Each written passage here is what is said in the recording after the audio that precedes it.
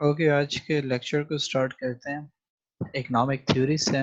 बहुत ही important theories हैं और इंतहाई सिंपल थ्योरीज हैं। इतना कॉम्प्लिकेटेड इसमें कुछ नहीं है। बेस्ड है हमारे पास डिमांड और सप्लाई पे दो थ्योरीज, और एक जो है हमारे पास बेस करती है जो प्रीवियस हमने टॉपिक्स देखे मॉनेटरी और फिस्कल पॉलिसीज के साथ रिलेटेड। बेसिकली इकोनॉमिक थ्योरीज हमने जो है कहता है कि मॉनेटरी और फिस्कल पॉलिसीज तो जो है हमारे पास क्या है, कुछ लीवर्स हैं जो गवर्नमेंट जो है यूज करती है इकोनॉमी में उसको इफेक्टिव बनाने के लिए। ठीक है, उसको बेहतर तरीके से इस्तेमाल करने के लिए, जिसमें हमने कहा था कि या जो है गवर्नमेंट अपने एक्सपेंडिचर्स को कम करेगी, या जो है हमने कहा था कि मनी को सर्कुलेशन में कम किया जाए तो उसकी वजह से जो है आपके मुल्क के हालात जो है बेहतर हो सकते हैं। तो क्वेश्चन ये अराइज होता है, ठीक है, कि इनको यूज कब किया जाएगा, क्योंकि when should it use these levers, कि इन जो है लीवर्स को कब यूज किया जाएगा। तो कहता है कि डिफरेंट इकोनॉमिस्ट डिफरेंट टाइम्स पे आए, उन्होंने जो है आपको बताया कि जी किस तरीके से इन थ्योरीज को इस्तेमाल करना चाहिए। तो पहली जो हमारे पास सबसे थ्योरी आई थी वो थी क्लासिकल थ्योरी, जो कहती थी कि जो है आपकी गवर्नमेंट को कुछ नहीं करना चाहिए। ठीक है, जैसे हमने जो है कैपिटलिस्ट व्यू में देखा था, तो उसमें भी हमने क्या कहा था कि कैपिटलिस्ट व्यू में भी यही था, या फ्री मार्केट इकोनॉमी में भी हमने कहा था कि गवर्नमेंट इंटरफेरेंस नहीं करेगी, आप छोड़ दो मार्केट को अपने बिहाफ पे, वो खुद ही डिसाइड करेगी कि क्या प्राइस होनी चाहिए क्या प्राइस नहीं होनी चाहिए। क्लासिकल थ्योरी भी इसी तरीके से जो है पेश करती है। उसकी अप्रोच भी यही थी सेम, कि आप जो है गवर्नमेंट उसमें इंटरफेयर ना करें, आप जो है टोटली इसको अपने आप पे छोड़ दो। खुद एक टाइम आएगा कि इक्विलिब्रियम जो है इसका पॉइंट दोबारा से अचीव हो जाएगा रिसेशन के टाइम पे। ठीक है, कहते हैं कि it is widely believe by classical economist that the economy would naturally move to an equilibrium point with full employment all by itself, के एक जो है इकोनॉमी खुद ब खुद मूव करेगी। ठीक है, जिस तरीके से इन्होंने एग्जांपल दिए हैं, कहता है कि क्या होगा रिसेशन की ड्यूरेशन में, कि जब आपके पास जो है रिसेशन में क्या होता है, कीमतों की प्राइस जो है चीज़ों की कीमतें जो है डाउन होना शुरू हो जाती हैं। जब आपके पास जो है चीज़ों की कीमतें डाउन होना शुरू हो जाती हैं, तो ये कहता है कि क्या होगा, पहले जो है एक्सट्रीम तक पहुंच गई प्राइसेस। ठीक है, लेट से एक प्रोडक्ट है वो 5 रुपए का था, अब वो जो है 40 रुपए का बिकने लगा है। तो अब 40 रुपए का जब ये बिकने लगा, लोगों जो है अफोर्डेबिलिटी से निकलने लगा, लोगों ने उस प्रोडक्ट को खरीदना छोड़ दिया। जब लोगों ने उसको खरीदना छोड़ दिया तो जाहिर सी बात है उसकी कीमत तो कम होगी, क्योंकि कोई खरीदने वाला नहीं है। तो जब उसकी कीमत वापस डाउन हो जाएगी, तो इससे क्या हो जाएगा, लोगों की पहुंच में वो दोबारा चीज आ जाएगी। ठीक है, और इसकी वजह से क्या हो जाएगा, इकोनॉमी बेहतर होना शुरू हो जाएगी। यही बात इन्होंने जो है यहाँ पे एग्जाम्पल में कही हुई है। कहता है कि in the event of recession the prices the price of producing product wages or raw material would fall. This would lead to a reduction in the selling price of product, which in turn would lead to increased demand for them. Increasing demand for these goods would lead to economic growth, pulling the economy out of recession. कि खुद ही जो है economy को क्या किया था, recession में डाल दिया, और फिर उसी के बाद यही चीजें जो डिमांड और सप्लाई जो प्रोडक्ट की थी, जब प्राइसेस डाउन हो गई तो लोग जो है उसको दोबारा खरीदना शुरू कर देंगे और इकोनॉमी इससे जो है रिसेशन से निकल आएगी। लेकिन कहता है कि जब ग्रेट डिप्रेशन का टाइम था 1920s और 1930s में, ठीक है, चाहे जो है वेजेस जितने भी गिर गई आपके पास, ठीक हो गया, लेकिन इकोनॉमी ने जो है ग्रो नहीं किया, ना ही इकोनॉमी रिसेशन से निकल आई, क्योंकि पॉसिबल ही नहीं है कि जब एक चीज की कीमत जो है इतने ऊपर तक चली जाए और फिर उसके बाद उसका अल्टरनेटिव, जाहिर सी बात है कोई ना कोई तो आया होगा। ठीक है, कि लोगों ने उस चीज को लेना छोड़ दिया, या जो है जो मजदूर की मजदूरी थी वो जो है बिल्कुल डाउन हो गई। ठीक है, तो अब क्या हो जाएगा कि उसका ऊपर आना भी तो इतना इजीली पॉसिबल नहीं है।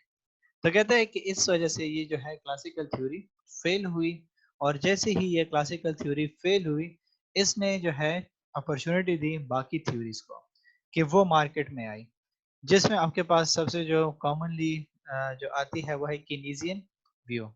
ठीक है, जो आपके पास बेस करती है डिमांड फैक्टर्स पे। कहती है कि आपके पास जो है जॉन मैनार्ड कीनीज, इसने जो है इसको डेवलप किया था, और उसका ख्याल क्या था कि कीनीज argued that government needed to manipulate the level of aggregate demand within the economy, demand side economy. ठीक है, कहता है कि गवर्नमेंट को इंटरफेयर करना होगा, ठीक हो गया, और उसको जो है एग्रीगेट डिमांड पे फोकस करना होगा इकोनॉमी के, हम उसको अपने आप पे नहीं छोड़ सकते। He argued that government intervention was often needed in order to move the economy closer to its ideal equilibrium point, one where there was full employment.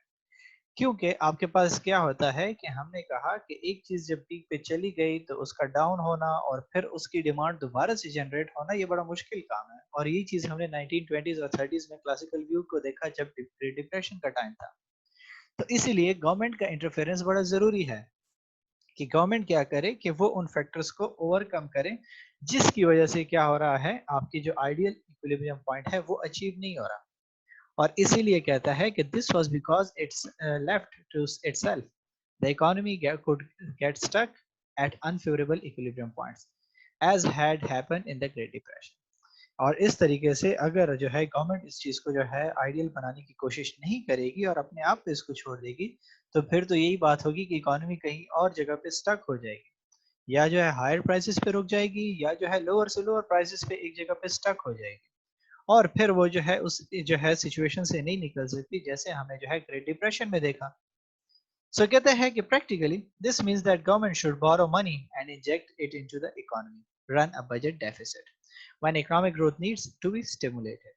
तो इसलिए कहता है कि इसका सोल्यूशन फिर क्या होगा। इसका सोल्यूशन ये होगा कि गवर्नमेंट क्या करे कि वो जो है वो कर्जा ले, या जो है गवर्नमेंट क्या करे इकोनॉमी को इंजेक्ट करे, क्योंकि पैसे पुट करे उसमें, क्योंकि कहीं से कर्जा ले और इकोनॉमी में पुट करे और अपने जो है बजट डेफिसिट को जो है वो उससे निकाले। ठीक है। और इसके बाद कहता है कि government should increase taxes and run a budget surplus to slow the economy down if it was growing too fast and experiencing significant inflation. कहता है कि गवर्नमेंट को फिर क्या करना चाहिए कि अपने टैक्सेस को इंक्रीज कर दें और अपने बजट को जो है सरप्लस में ले जाए कि अपने एक्सपेंडिचर्स को रोक दें और अपने इनकम को बढ़ा दें। जब उनकी इनकम बढ़ जाएगी और एक्सपेंडिचर रुक जाएंगे तो कहता है कि अगर इकोनॉमी बहुत तेजी से जा रही होगी तो वो जो है थोड़ा सा रुक जाएगी। ठीक हो गया। और उसके बाद क्या हो जाएगा कि जो सिग्निफिकेंट इन्फ्लेशन थी वो भी ओवरकम होना शुरू हो जाएगी। लेकिन इसके साथ एक छोटा सा कॉन्सेप्ट आ जाता है द मल्टीप्लायर का। क्योंकि कहता है कि अगर हम बात करते हैं कि हम जो है क्या कर लेते हैं, कर्जा ले लेते हैं। ठीक है कि एक इकोनॉमी जिस तरीके से हमने कहा कि गवर्नमेंट क्या कर लेगी, कर्जा ले लेगी, तो वो जो है मुल्क में पैसे आ जाएंगे। मुल्क में पैसे आ जाएंगे तो फिर जो है गवर्नमेंट क्या कर लेगी, टैक्सेस के जरिए से इसको जो है ओवरकम करेगी। लेकिन ये जो पैसे इकोनॉमी में आए हैं ये किसी ना किसी दिन तो आपको पे करने पड़ेंगे। जब पे करने का टाइम आएगा तो आपके पास जो है सिचुएशन वैसी तो नहीं होगी कि आपने जो है मुल्क में 50 मिलियन रुपीस लेट से लगा लिए, तो कल को जब आप टैक्सेस लोगे तो वो सारे के सारे 50 मिलियन ही आपके पास आएंगे। वो तो पॉसिबल नहीं है, क्योंकि कुछ लोग जो है क्या कर लेंगे, सेविंग्स कर लेंगे, कुछ लोग जो है प्रोडक्ट्स खरीद लेंगे, क्योंकि कुछ लोग जो है सर्विसेज एक्वायर कर लेंगे। तो किसी पे टैक्सेस होंगे किसी पे नहीं होंगे, तो मुल्क को तो वापस वो पैसे पूरे नहीं मिल रहे, तो गवर्नमेंट को पे करना फिर प्रॉब्लमेटिक हो जाएगा। और यही बात इन्होंने की हुई है। कहता है कि it is difficult to see how government policies or funds into the economy could lead to prolonged economic growth. If the government borrows 50 million and injects it into the economy, it will at some point have to pay back this money. It will do this by taking $50 million out of the economy through taxation. तो ये सारे के सारे पैसे कहाँ से निकलेंगे, taxes से। जैसे पाकिस्तान ने किया कि जो है बेल आउट लोन लिया। ठीक है, जब लोन ले लिया आपके आईएमएफ से, तो उसके बाद क्या हुआ, आपके मुल्क में टैक्सेस मजीद बढ़ गए। क्यों बढ़े? इसीलिए बढ़े क्योंकि जब आपने पैसे लगा दिए तो अब वो पैसे तो आपको पे तो करने पड़ेंगे। तो कहता है कि the net effect on aggregate demand would appear to be zero as the initial injection is counterbalanced by leakage in the form of taxation। ठीक है, और कहता है कि इनिशियल इसका जो है नेट इफेक्ट जो एग्रीगेट डिमांड पे होगा वो जीरो नजर आएगा, लेकिन बाद में जो है आपके पास उसके दूसरे इफेक्ट्स नजर आएंगे। और कहता है कि this analysis is incomplete as it neglects the fact that injection of $50 million is spent many times in the economy boosting national income by more than 50 million। और कहता है कि ये जो आपने 50 मिलियन का जो है इंजेक्शन किया ये एक दफा की नहीं होगा, बार बार आपको इंजेक्ट करना पड़ेगा, तभी जाके आपकी जो है इकोनॉमी बूस्ट करेगी। जैसे कि इन्होंने एग्जांपल दिया है कि बेसिकली मल्टीप्लायर क्या हुआ। कहता है कि let's say imagine the government funds a road construction project. ठीक है, the construction workers spend then spend their wages in the domestic economy. ठीक है, कि रोड कंस्ट्रक्शन में गवर्नमेंट ने स्टार्ट किया। अब जो रोड कंस्ट्रक्शन में मजदूर पैसे कमा रहे थे वो क्या कर रहे हैं, डोमेस्टिक आपकी अपने मार्केट में लगा रहे हैं, अपने लिए जरूरत की चीजें खरीद रहे हैं। The shop owners who sold them goods then spent their income and so on. और फिर जो लोगों के दुकानदार बैठे हुए थे जो उनको जो है जरूरत की चीजें बेच रहे हैं वो क्या कर रहे हैं कि वो मजीद कुछ ना कुछ पैसे जो है कहीं और लगा रहे हैं. इसको हम कहते हैं multiplier. The multiplier cannot continue infinitely as some of the extra income may be saved or spent on imported goods and paid back to the government in taxes. और जरूरी नहीं है कि ये मल्टीप्लायर जो है इस तरीके से चलता ही रहेगा कि अपनी इकोनॉमी के अंदर होगा. कुछ लोग बाहर से चीजें मंगवा लेंगे, कुछ जो है क्या कर देंगे टैक्सेस दे देंगे. तो जो टैक्सेस दे देंगे वो तो पैसे चले जाएंगे गवर्नमेंट के पास, लेकिन जो इम्पोर्ट करा दिया वो तो मुल्क से बाहर चले गए, तो पैसे आपके पास रिड्यूस हो गए. तो ये आपके पास जो है इसका व्यू था कि अगर आप जो है इस तरीके से बात कर लेते हो कि हम जो है अपनी डिमांड को बराबर करने के लिए अपने मुल्क के जो है बराबर करने के लिए, जो कीनीजियन ने कहा कि गवर्नमेंट जो है इंटरफेरेंस करे, तो वो इस पर्सपेक्टिव से कहा कि गवर्नमेंट ठीक है इंजेक्शन तो कर लेगी, लेकिन आपके पास जो पैसे मल्टीप्लाई हो रहे हैं, जो डिस्ट्रीब्यूट हो रहे हैं, इसको भी देखना होगा. सिर्फ ये नहीं है कि आप कर्जे लो और बैलेंस को जो है अपने जो बजट है अपने सरप्लस कर दो और फिर कहो कि जी इकोनॉमी मेरी बेहतर होगी. नहीं, क्योंकि एक ना एक दिन आपको पे करना होगा. और इसी तरीके से आपके पास दूसरी थ्योरी आई जिसको हम कहते हैं द मॉनिटरिस्ट व्यू, सप्लाई साइड. इसने जो है कहा कि सप्लाई साइड पे फोकस करना चाहिए हमें, और इसने क्लासिकल व्यू को थोड़ा सा मजीद इनहेंस किया. इसने कहा कि monetarist return to classical view that there was only one equilibrium point in an economy, the point where supply equals demand in all markets in the economy. The only reason that the economy does not find this equilibrium is because it will be hindered by market imperfections. ठीक है, इसने बड़ी classic बात की. इसने कहा कि ठीक है आपके पास जो है हम कह देते हैं कि जैसे हम जो है इक्विलिब्रियम हमने बनाया था, तो एक ही इक्विलिब्रियम पॉइंट होता है जहां डिमांड एंड सप्लाई बराबर हो सकते हैं. हर जगह पे डिमांड एंड सप्लाई बराबर नहीं हो सकते, जो हमने ग्राफिकली भी देखा था. और इसीलिए कहता है कि उस पॉइंट के लिए जो है जो हम अचीव नहीं कर सकते या हमें नहीं मिल रहा, वो किस वजह से, वो मार्केट की इम्परफेक्शंस की वजह से है. और गवर्नमेंट का रोल क्या है कि वो इन इम्परफेक्शंस को खत्म करे और इकोनॉमी को जो है खुद आइडियल इक्विलिब्रियम पोजीशन फाइंड करना चाहिए. जब आप क्या करेंगे कि मार्केट से जो है जो फैक्टर्स हैं जो इसको इफेक्ट कर रहे हैं आप उसको हटा देंगे, तो इकोनॉमी आपके पास जो है खुद ब खुद सेट होना शुरू हो जाएगी. और वो कौन से इम्परफेक्शंस है मार्केट की, तो पहली इन्फ्लेशन, कि अगर गवर्नमेंट इन्फ्लेशन को कंट्रोल करेगी तो इक्विलिब्रियम पॉइंट आसान होगा क्योंकि प्राइसेस नहीं बढ़ेंगे. गवर्नमेंट अगर अपने जो है स्पेंडिंग और टैक्सेशन को प्रॉपर तरीके से करेगी, बैलेंस लेकर चलेगी, ठीक हो गया, कहीं पे डेफिसिट और कहीं पे जो है सरप्लस की सिचुएशन में नहीं जाएगी बल्कि अपने आप को एक लेवल पे लेकर जाएगी, तो फिर सिचुएशन बेहतर हो सकती है. प्राइस फिक्स कर लें या मिनिमम वेज लेजिस्लेशन निकालें, जैसे हमारे मुल्क में है कि मजदूर को कम से कम इतनी जो है तनख्वाह आप दोगे, मजदूरी दोगे आप. रेगुलेशन ऑन मार्केट, आप मार्केट को बाउंड करो, उसके लिए कानून बनाओ, ठीक है. और जो मोनोपोली क्रिएट कर रहे हैं आप उनको जो है बाउंड करो, कि उनको जो है जो मोनोपोलिस्ट हैं उनकी मोनोपोली को खत्म करो. तभी जाके ये सिचुएशन आपके पास पॉसिबल है कि मार्केट खुद ब खुद जो है अपने आप को क्या करेगी, इक्विलिब्रियम पॉइंट पे ले आएगी. So कहता है कि monetary solution to economic problem are often described as supply side economics, as they focus on improving the supply factors of production in the economy, such as making it easier for business to access labor, raw materials, etc. और इसीलिए जो है हमने कहा कि जो monetarist view है ये हमारे पास जो है सप्लाई साइडेड जो है आपके पास इकोनॉमिक्स है, क्योंकि इसने कहा कि सप्लाई करो आप जो है अपने जो फैक्टर्स ऑफ प्रोडक्शन है उनकी सप्लाई पे फोकस करो. अपने इकोनॉमी में जो है जो चीजें आपके पास हर्डल्स क्रिएट कर रही हैं आप उन हर्डल्स को हटाओ. जब वो हर्डल्स हटेंगी तब ही जो है आपकी मार्केट में जो डिमांड एंड सप्लाई जो चल रही है प्रोडक्ट्स की वो खुद ब खुद अपने आप को बैलेंस पे लेकर आएगी. और ये जो हमारे पास क्लासिकल थ्योरी जो फ्लॉप हुई वो इसी वजह से फ्लॉप हुई. कहता है कि वहां पे क्या था, इन्होंने गवर्नमेंट के इंटरफेरेंस को हटा दिया. तो जब गवर्नमेंट इन चीजों को कंट्रोल नहीं करेगी तो सिचुएशन क्या थी, जैसे हमने कहा कि एक पीक पे चला गया और फिर चीजें डाउन हो गई, तो फिर वो चीजें ऊपर लाने के लिए कोई ना कोई रोल तो प्ले करेगा, खुद तो मार्केट उसको ऊपर नहीं ले आ सकते. तो ये थ्योरी हमारे पास जो है इसने दी थी, हमारे पास जो है मॉनिटरिस्ट व्यू ने कहा था. इसकी इन्होंने जो है एक एग्जांपल दी हुई है. कहते हैं कि 1979 से 1984 में आपके पास जो है क्या था कि जो है number of people claiming unemployment benefit in UK rose from just over 1 million to nearly 2.9 million people. The conservative government of the time following monetarist supply side policy adopted the policy following policy. कहता है कि 1979 से 1984 में के दौरान government ने क्या किया था कि लोगों को जो है क्या किया था अनएम्प्लॉयमेंट बेनिफिट्स दिए थे और वो बेनिफिट्स जो है 1 मिलियन से 2.9 मिलियन लोगों को देना शुरू कर दिया। तो इस चीज को जो है देखने के लिए गवर्नमेंट ने क्या किया कि अपने सप्लाई साइड को बराबर करने के लिए जो है सप्लाई पॉलिसीज को देखा, उसमें से उन्होंने कुछ चीजें इम्प्लीमेंट की। ठीक हो गया।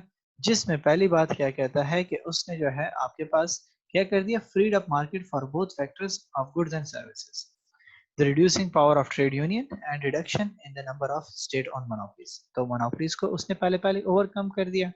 ठीक है। फिर दूसरी बात क्या कर दी, provided government funded workers retraining schemes, कि आपके पास जो वर्कर्स थे गवर्नमेंट के फंडेड, उनको दोबारा से ट्रेनिंग्स वगैरह देना शुरू कर दी ताकि उनकी परफॉर्मेंस बेहतर हो सके।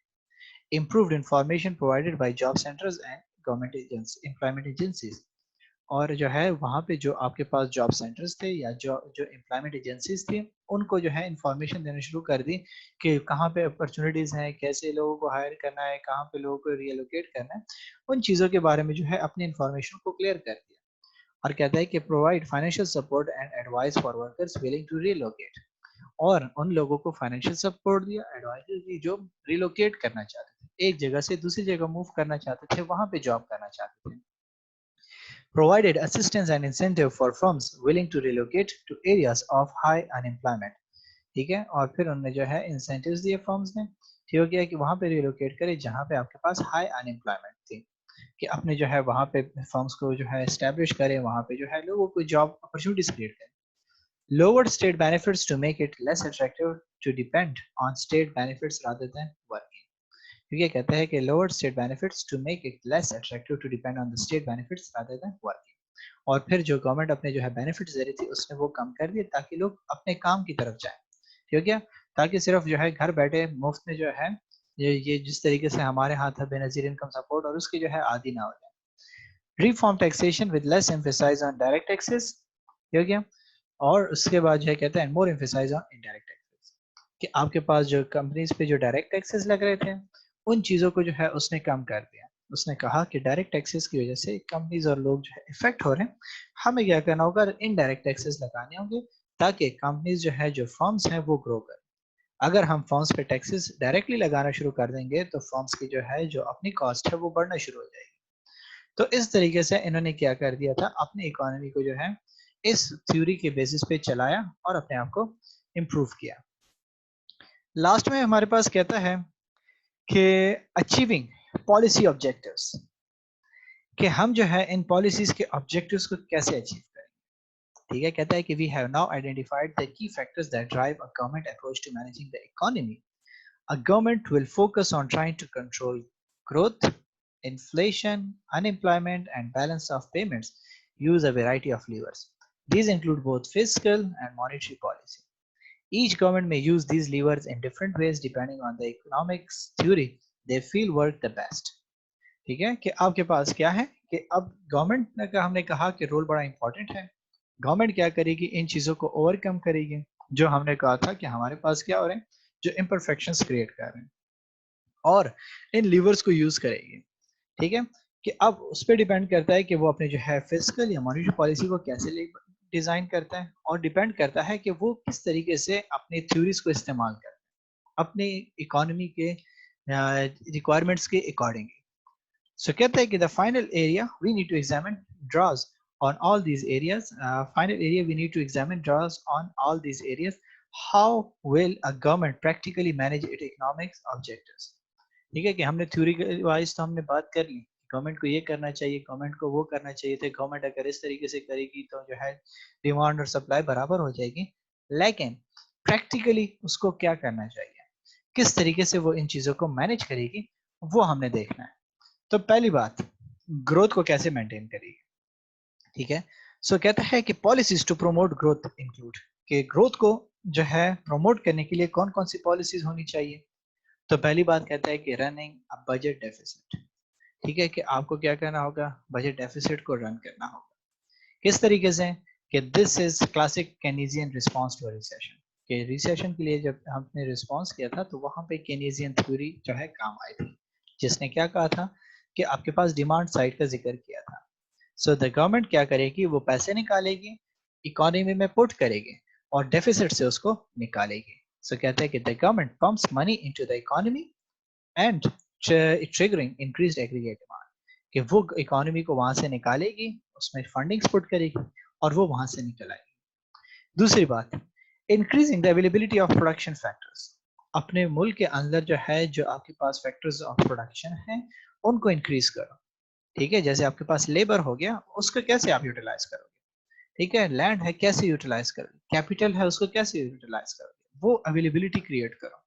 So this would be classic monetarist policy and could include, for example, increasing the availability of labor through training schemes, कि आपके मुल्क में अनएम्प्लॉय जो है, आपके पास अनस्किल्ड लेबर्स मौजूद हैं, तो अब आपका रोल क्या है, आप उनको ट्रेन करो, उनको ट्रेन करो, उनको जो है परफॉर्मेंस को इम्प्रूव करो और फिर उनको एम्प्लॉयड करो।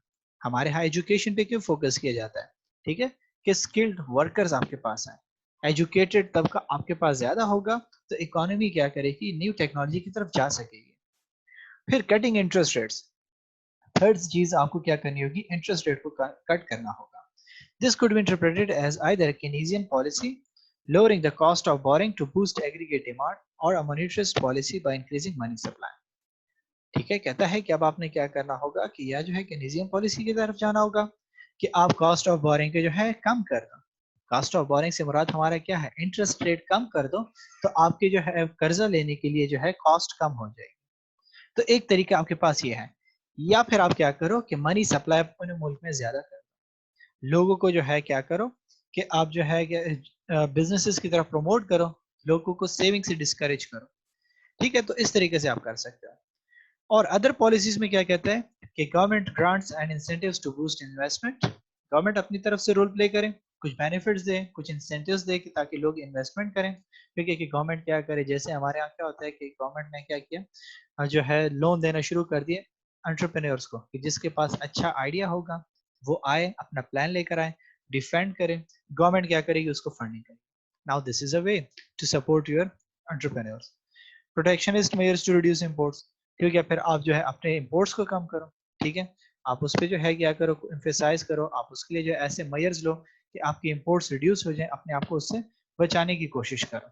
क्योंकि जब आपकी इंपोर्ट्स कम हो जाएंगी, तो हमने क्या कहा था कि आपकी जो है एक्सपोर्ट्स बढ़ना शुरू हो जाएंगी, तभी आपकी जो है ट्रेड डेफिसिट कम हो सकता है। दूसरा सबसे बड़ा इशू जो हमने कहा कि अनएम्प्लॉयमेंट का क्या किया जाए। ठीक है, तो कहता है कि reducing unemployment is complex. The government approach is likely to depend on the types of unemployment that it wants to tackle. तो अब आपके पास क्या है कि अनएम्प्लॉयमेंट की भी डिफरेंट टाइप्स हैं। सिर्फ हमें तो एक ये नजर आ जाता है कि हम कहते हैं कि जी लोग घरों में बैठे हुए हैं, उनको नौकरी नहीं मिल रही, दिस इज अनएम्प्लॉयमेंट।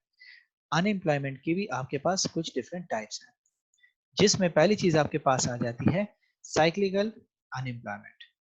ये कौन सी होती है, कहता है कि this is also known as demand deficient, persistent or Keynesian unemployment. It is caused by aggregate demand in the economy being too low to create employment opportunities for everyone that wants a job. It tends to occur in the burst period of the trade cycle. और ये आपके पास कब increase होती है, ये कौन सी आपके पास होती है, जब आपके पास जो है लोगों के लिए कोई जॉब अपॉर्चुनिटीज नहीं होती, बहुत ही कम जॉब अपॉर्चुनिटीज रह जाती हैं, जो हमने कहा था कि बर्स्ट की सिचुएशन हो जाती है, कि आपकी इकोनॉमी बिल्कुल बैठना शुरू हो जाती है। तब कौन किसको हायर करेगा, क्यों हायर करेगा, जब आपकी कंट्री में जो है इकोनॉमी आपकी मूव ही नहीं कर रही। सो कहता है कि the Keynesian solution would be to boost aggregate demand perhaps by running a trade deficit. कि फिर केनेजियन क्या कहता है कि आपने क्या करना होगा, इंजेक्ट करना होगा अपने आप को और अपने जो है ट्रेड डेफिसिट से निकलना होगा। Monitors would continue to remove market imperfections as they feel they will naturally move the economy further towards full employment. और फिर जो मॉनिटरिस्ट है, मींस कि गवर्नमेंट या जो आपके पास जो एजेंसी है, तो वो क्या करेगी, वो अपना रोल यहाँ पे क्या प्ले करेगी कि वो जो है इम्परफेक्शंस को कंट्रोल करे। तो अब आप जो है ब्लेंड ऑफ थ्योरीज इस्तेमाल कर सकते हैं। ठीक है, दोनों को एक साथ लेकर जा रहे हो। दूसरी आपके पास आ जाती है टाइप इसकी, वो है फ्रिक्शनल अनएम्प्लॉयमेंट। फ्रिक्शनल एम्प्लॉयड आपके पास जो है, अगर हम देखें तो बहुत कॉमन हो चुकी है आजकल, कि this refers to people who are short term unemployed employed as they move between jobs. कि आप क्या करते हो कि एक जॉब छोड़ देते हो, दूसरी जॉब के लिए अप्लाई शुरू कर देते हो। ठीक है, now this is frictional employment, कि एक शॉर्ट टर्म के लिए आप अनएम्प्लॉयड तो हुए ना, ठीक है, घर में बैठ गए तो अनएम्प्लॉयड ही हुए। ठीक है, so it is normally seen as a problem because can be reduced by increasing the information unemployed people receive about job opportunities and policy side। कि यहाँ पे फिर आपको क्या करना होगा कि ज्यादा से ज्यादा इंफॉर्मेशन देनी होगी। डिफरेंट सोर्सेज आपने जो है लॉन्च करेंगे, जैसे आपके पास क्या हो जाता है कि हमारे पास जो है रोजी डॉट पी के हो गया, आपके पास जो है और इस तरीके से जॉब की साइट्स हैं, ठीक है। वो क्या कर रही है, वो आपके पास फ्रिक्शनल अनएम्प्लॉयमेंट को रिड्यूस करने में हेल्प करती है कि लोग जो है जो जॉब छोड़ चुके हैं कि दूसरी जॉब की तरफ चले जाएं, तो उनको ये ड्यूरेशन कम करने के लिए आपको क्या करनी होगी, उनको ज्यादा से ज्यादा इंफॉर्मेशन देनी होगी। थर्ड कहते हैं कि स्ट्रक्चर और टेक्नोलॉजिकल अनएम्प्लॉयमेंट, जिसमें सबसे बड़ा मसला क्या आ जाता है कि जब आपकी जो है क्या हो जाती है कि स्ट्रक्चर्स चेंज हो जाती हैं, या आप क्या कर लेते हो, एक नई टेक्नोलॉजी ले आते हो। जब आप एक नई टेक्नोलॉजी वगैरह लेकर आ जाते हो तो उसके लिए तो स्किल्स की जरूरत होगी। ठीक है, लेट्स से आप कहते हो कि हम जो है अपने मुल्क में मोबाइल फोन्स की जो है असेंबलिंग शुरू कर देते हैं, मैन्युफैक्चरिंग प्लस असेंबलिंग सब कुछ हम खुद करेंगे। अब क्या आपके पास ऐसे टेक्नोलॉजिस्ट हैं जो मोबाइल फोन को बना सके, जो मोबाइल फोन के सॉफ्टवेयर को समझ सके, जो उसको डिजाइन कर सके? उसके लिए जो है वो फिर एक प्रॉब्लम क्रिएट करती है कि जो आपको मैंने एग्जांपल दी थी कि जैसे हमारे गवर्नमेंट में था कि आपके पास क्या था कि पहले जो है सीनियर लोग काम करते थे तो वो बुक कीपिंग सारी क्या करते थे, बाय हैंड करते थे, किताबें भरी होती थी, सारे के सारे अकाउंट्स मेंटेन करते थे। लेकिन जब कंप्यूटर आए तो उन्होंने रेजिस्ट किया। क्यों रेजिस्ट किया? उन्होंने कहा कि ये हमारे लिए खिलाफ साजिश है कि हमें जो है अनएम्प्लॉयड कर दिया जाए और बाकी लोगों को जो है जॉब अपॉर्चुनिटीज दी जाए। तो इनके इस थ्रेट को ओवरकम करने के लिए गवर्नमेंट ने क्या कर लिया, उनको असिस्टेंट्स रख दिए कि ये जो नए आपके पास जनरेशन होगी वो असिस्टेंट होगी, और जो ओल्ड है जो सीख सकते हैं उनको हम ट्रेनिंग देंगे कि वो खुद इन चीजों को सीख लें। इस तरीके से फिर आपको क्या करना पड़ता है, कहता है कि गवर्नमेंट को क्या करना पड़ता है, ट्रेनिंग स्कीम्स करेंगे। ठीक हो गया। Tax breaks for redeveloping old industries sites, हो गया कि अपने जो है टैक्सेस को कम कर देंगे जो ओल्ड इंडस्ट्रियल साइट्स है आपके पास। और business startup advice and loans, और लोगों को जो है बिजनेस की तरफ प्रमोट किया जाएगा कि आप इस टेक्नोलॉजी की तरफ जाओ, इसमें काम करो। जैसे हमारा आईटी सेक्टर पे जो है ये गवर्नमेंट बहुत फोकस कर रही है, ज्यादा से ज्यादा ट्रेनिंग दे रही है लोगों को कि ऑनलाइन अर्निंग, ऑनलाइन बिजनेस और इन चीजों को मुल्क के अंदर प्रमोट किया जाए कि हमारी यूथ जो है सिर्फ अनएम्प्लॉयमेंट कैसे कम होगी, क्योंकि सारा टाइम जब वो इंटरनेट पे बैठे हुए हैं तो उसको वो क्या करें, बेनिफिशियल बनाए अपने लिए, उससे कुछ ना कुछ अर्न कर लें, ये ज्यादा बेहतर होगा। जिसकी इन्होंने एग्जांपल दी हुई है, कहता है कि in the 1980s the UK experienced a huge decline in its traditional heavy industries in the north. At the same time, new high technology industries were established in the south. Workers in the former heavy industries were at a double disadvantage. Not only were they in the wrong location, but they also had the wrong skills required by the new industries. कि मसला क्या हुआ, एक तो ये था कि वो गलत साइड पे बैठे हुए थे, नॉर्थ साइड पे बैठे हुए थे, और साउथ वालों ने क्या कर लिया, टेक्नोलॉजी जो है लेकर आके न्यू टेक्नोलॉजी इंडस्ट्री शुरू कर। तो एक तो ये बड़ा मसला था कि वो जो है गलत इलाके में पड़ गए थे। दूसरा, अगर वो वहां चले भी जाते हैं तो उनके पास वो स्किल्स नहीं है कि वो वहां पे काम कर सके। तो दोनों तरीके से वो सफर हुए और अनएम्प्लॉयड है। एक और टाइप आपके पास आ जाती है, वो है सीजनल अनएम्प्लॉयमेंट। सीजनल अनएम्प्लॉयमेंट आपके पास जो है अगर हम देखें तो जैसे आपके पास टूरिज्म की प्लेसेस थी, वहां पे लोग जो है अनएम्प्लॉयड हो गए ना। ठीक है, जैसे जो है गर्मियों में इस सीजन में लोग क्या कर रहे होते हैं, कोशिश होती है हर बंदा जो है रमजान जो है वहां पे गुजारता था, या फिर जैसे ही जून जुलाई शुरू होता था तो वो मरी और गलियात साइड पे निकलना शुरू हो जाती थी। तो वहां पे जो लोग थे उनका रोजगार चलना शुरू हो जाता था।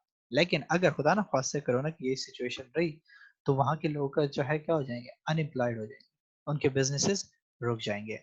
ठीक है, now this is seasonal unemployment. कि आपके पास जो है क्या हो रहा है कि जब सर्दी आ जाती है तो सीजनल में जो है लोग जो है वहां पे कम जाते हैं, गलियात में वही लोग जाते हैं जो स्नोफॉल देखने जाते हैं जिसकी क्वांटिटी बड़ी कम होती है। ठीक है, लेकिन गर्मियों में जो है उनका पीक टाइम होता है, तो वहां पे क्या होता है कि वहां पे उनकी जॉब्स हैं, और अगर आपके पास सीजन चला जाता है तो फिर आपके पास अनएम्प्लॉयड हो जाते हैं। चौथा टाइप आपके पास आ जाता है real wage employment unemployment. This is found in the industries that are highly unionised. Union negotiation keep wages artificially high using the threat of industrial action such as strike. The high wages bill that this creates means the number of people employed by the industry is reduced. Monitors would see this as a market imperfection and would look to reduce union power and abolish minimum wage agreements. कि जहां आपके पास trade unions बन जाती हैं तो trade unions आपके पास इसलिए बनती हैं कि वो वर्कर्स के जो है क्या करेंगे, जो है लेबर यूनियन जब बनती है तो वो लेबर्स के जो है प्रोटेक्शन के लिए काम करती है कि उनको सही से अच्छी जो है उजरत दी जाए, उनको जो है सही वेजेस पे किए जाए। तो जब इस तरीके से यूनियंस जब स्ट्रांग हो जाती हैं और वो क्या करती हैं कि कोशिश करती हैं कि लोग स्ट्राइक्स वगैरह ना करें, तो वो जो है बड़े बड़े बिल्स चार्ज करना शुरू कर देती है कंपनीज को। तो जब बड़े बड़े बिल्स चार्ज करती है तो कंपनी इतना तो नहीं कमा रही होती कि हर एम्प्लॉय को इतना ज्यादा पे करे। तो जब वो ज्यादा पे नहीं कर सकती तो वो लिमिटेड लोगों को हायर करना शुरू कर देती है। तो जब वो लिमिटेड लोगों को हायर करेगी तो रिमेनिंग लोग क्या होंगे, वो बेरोजगार रह जाएंगे। और इसीलिए इसको खत्म करना कहता है कि बड़ा ही इंपॉर्टेंट होता है, क्योंकि ये भी आपके पास मार्केट इम्परफेक्शंस में कंसिडर होता है। तीसरी चीज आपके पास आ जाती है इन्फ्लेशन। इन्फ्लेशन जो है बहुत बड़ा प्रॉब्लम होता है किसी भी इकोनॉमी के लिए, ठीक है। और इन्फ्लेशन हमने क्या कहा था कि जो है आपके पास चीजों की कीमतें बढ़ना। सो कहता है कि as with unemployment there is a number of different causes of inflation, government policy will depend on which cause is dominant in the economy. तो अब आपके पास जो है अब डिफरेंट टाइप्स आपके पास जो है इन्फ्लेशन की आ रही है, जिसमें एक है आपके पास डिमांड पुल इन्फ्लेशन, दूसरी है कॉस्ट पुश इन्फ्लेशन।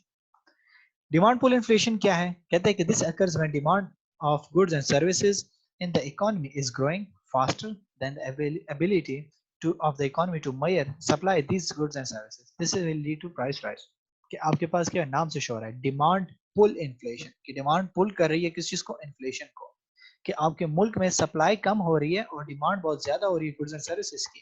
तो ये क्या कर रहा है कि जो लिमिटेड चीजें मौजूद हैं उसकी प्राइसेस को अपने साथ हाई कर रहा है।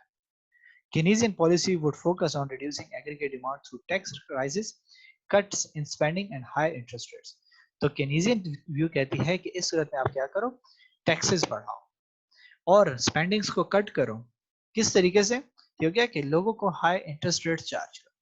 क्योंकि कि गवर्नमेंट क्या करेगी कि ज्यादा इंटरेस्ट रेट चार्ज करेगी तो लोग क्या करेंगे कि वो पैसे जो है बैंकों में जो है कर्जा नहीं ले सकेंगे। जब वो बैंकों से कर्जा नहीं ले सकेंगे तो लोगों के पास इतने पैसे नहीं है कि वो प्रॉपर्टी और इन चीजों को खरीद सके सैलरीज वगैरह में। तो इससे क्या हो जाएगा, कंट्रोल होना शुरू हो जाएगी और चीजों की डिमांड कम हो जाएगी। दूसरी जो आपके पास आ जाती है टाइप, वो है कॉस्ट पुश इन्फ्लेशन। कि कॉस्ट क्या करी, वो धक्का दे रही है इन्फ्लेशन को, पुश कर रही है। This is where the underlying cost of factors of production rise. This makes goods more expensive to make, forcing manufacturers to raise the prices. कि आपके पास जितने भी जो है फैक्टर्स ऑफ प्रोडक्शन है वो महंगे हो जाते हैं, मजदूर की जो है मजदूरी महंगी हो जाती है। लेट्स से मैंने जैसे आपको स्कूल की एग्जांपल दी थी कि जो है स्कूल्स को बाउंड कर दिया जाए। लेट्स से गवर्नमेंट कहती है कि मिनिमम जो है टीचर की सैलरी 25,000 होगी, जिससे ना दिया वो स्कूल जो है हम बंद कर देंगे, सील कर देंगे। अब स्कूल पे जो है उनके जो है 25,000 जब एक बंदे को टीचर को पे करेगा तो जाहिर सी बात है वहां पे एक टीचर तो नहीं है, बहुत से टीचर्स हैं। तो उसकी तो कॉस्ट इंक्रीज हो गई। जब उसकी कॉस्ट इंक्रीज हो गई तो वो किस पे डालेगा, डायरेक्टली कंज्यूमर से चार्ज करेगा। और जब वो कंज्यूमर से चार्ज करेगा तो इसकी मतलब क्या हुआ कि फीसेस बढ़ना शुरू हो जाएंगी। तो कॉस्ट ने क्या कर दिया, इन्फ्लेशन को बढ़ाना शुरू कर दिया। और यही एग्जांपल जो है दूसरे इन्होंने ऑयल प्राइसेस की दी हुई है। कहता है कि the increase in the price of oil mean that transportation and manufacturing cost will rise. This leads to the price of many other goods increase. जैसे हमारे मुल्क में होता है कि पेट्रोल की कीमत जो है बढ़ने से चीजें जो है महंगी होना शुरू हो जाती है।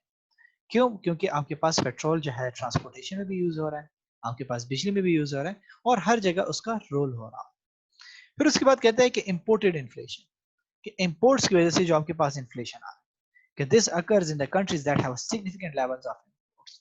कि आप जब क्या करोगे कि बाहर से चीजें मंगवाना शुरू कर दोगे तो आपकी जो है इंपोर्ट्स बढ़ जाएंगी और अपने मुल्क की जो अपनी प्रोडक्ट्स होंगी वो कोई खरीदेगा ही नहीं। जब वो नहीं खरीदेगा तो आपके मुल्क की जो अपनी चीजें हैं वो जो है आपके पास वैसे ही पड़ी रहेंगी।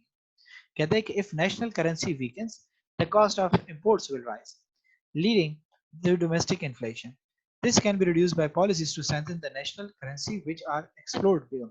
ठीक है, क्या कहता है कि आपके पास क्या हो जाएगी कि जब आपकी नेशनल करेंसी वीक हो जाएगी, जैसे हमारी करेंसी है, ठीक है, तो आपके पास क्या हो जाएगी कि इंपोर्ट्स महंगी होना शुरू हो जाएंगे आपके लिए।